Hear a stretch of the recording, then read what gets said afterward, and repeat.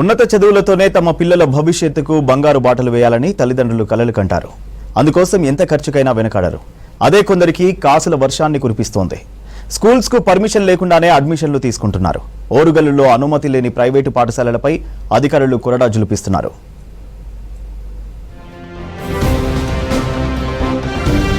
హైదరాబాద్ తర్వాత వేగంగా అభివృద్ధి చెందుతున్న రెండో మహానగరం వరంగల్.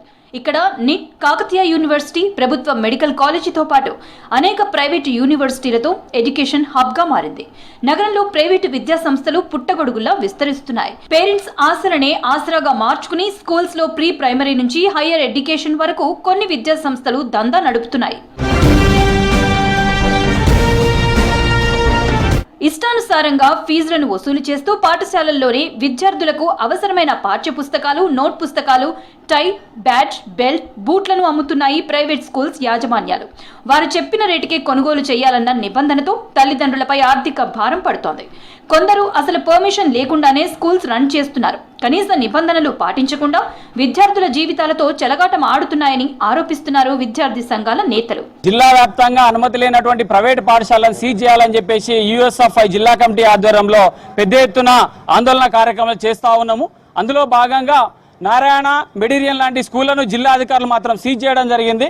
అంతేకాదు మేము ప్రధానంగా చెప్పేది ఏంటంటే పలుమార్లు జిల్లా కలెక్టర్ గారికి, అదేవిధంగా జిల్లా విద్యాధికారికి కూడా పలుమార్లు వినతి పత్రాలు ఇచ్చినా కూడా ఇప్పటి వరకు కూడా సంబంధిత స్కూళ్ల మీద యాక్షన్ తీసుకోకుండా, స్కూళ్లను సీజ్ చేయకుండా నిర్లక్ష్యం చేస్తా ఉన్నారు.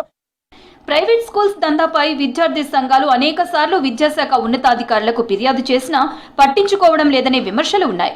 ఈ విషయం కొత్తగా హనుమకొండ కలెక్టర్ గా బాధ్యతలు చేపట్టిన స్నేహ శబరీష్ దృష్టికి వెళ్లింది. దీంతో కలెక్టర్ విద్యాశాఖ అధికారులతో కలిసి స్పెషల్ డ్రైవ్ మొదలుపెట్టారు. ఒక్కరోజే 2 ప్రైవేట్ స్కూల్స్ నిబంధనలు పాటించలేదని సీజ్ చేశారు. అనుమతి లేదని తెలియక తమ పిల్లలను చేర్పించి ఇబ్బంది పడాల్సి వస్తుందని తల్లిదండ్రులు ఆవేదన వ్యక్తం చేస్తున్నారు.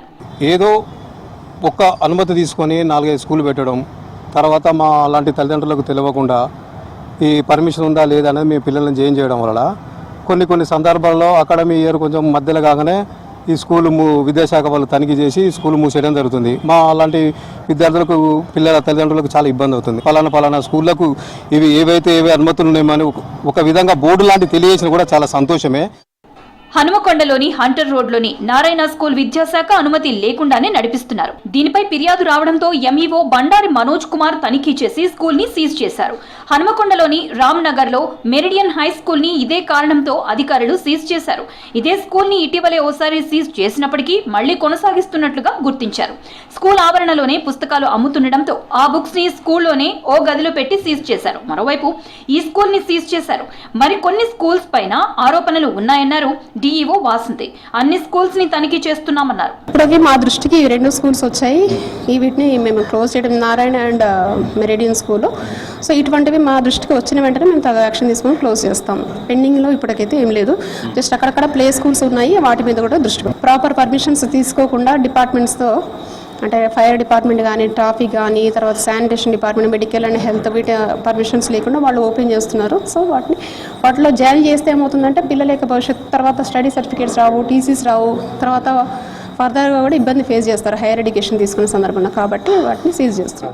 అనుమతి లేకుండానే హైటెక్ హంగులు, ప్రచార ఆర్భాటాలతో అడ్మిషన్స్ తీసుకుంటున్నాయి ప్రైవేట్ స్కూల్స్. ఫిర్యాదులు రావడంతో అధికారులు తనిఖీ చేసి సీజ్ చేస్తున్నారు. దీంతో అప్పటికే పిల్లలను చేర్చి ఆ స్కూల్లో చదివిస్తున్న విద్యార్థుల తల్లిదండ్రులు తీవ్ర ఆందోళనకు గురవుతున్నారు.